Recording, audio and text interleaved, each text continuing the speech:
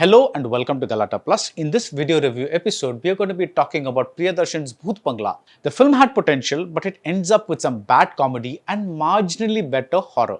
Akshay Kumar inherits a haunted mansion and he has to make things right if his sister has to get married. The comedy is downright unbearable, it's terrible, but the horror part of the film is somewhat okay. Overall, this is something that needed a lot more effort in the writing. That's a short take, a longer, detailed review follows, and be warned, it may contain spoilers. Presta, premium women's wear. Let your body love it.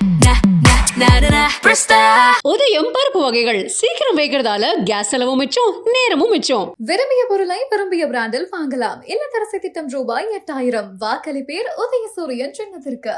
For a horror comedy, the biggest jolt of horror comes when the censor certificate appears and says that the running time is 5 minutes short of 3 hours. It's not that I do not welcome long movies, but what on earth could Priyadarshan and Akshay Kumar have cooked up that needed to be this long? As it turns out, not much.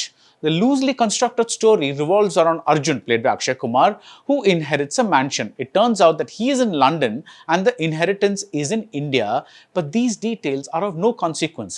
Arjun could have been in Delhi and the mansion could have been in Mumbai, and the story would not play out any differently. If you are now wondering about how Mumbai real estate developers could have left an uninhabited piece of land untouched, you are looking for logic. This is not that kind of movie. It's about a demon that's believed to abduct newly married women. It's the reverse of Stree. Bhooth Bangla has a decent story, something about the marriage between a Deva and an Asura. This is rendered beautifully through a series of animated visuals. But to get to the full meat of the story, which makes up the horror part, we have to slog through the comedy part until the interval point, and this first half is truly unbearable. I mean, the idea of Paresh getting his buttocks burnt in a number of ways. The idea is not bad in itself. Nicely done physical comedy that tickles your inner 5-year-old, that's really hard to come by these days. But the problem is that there's nothing to this running gag beyond that idea. Each iteration of this idea is written and staged so indifferently that your buttocks may begin to feel the pain of having to sit through some 3 hours of this. The wordplay makes it worse. Someone says anaconda instead of taekwondo. I mean, that doesn't even rhyme. Someone else hears pishach as Peshab.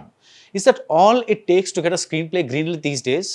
But the second half does become somewhat better.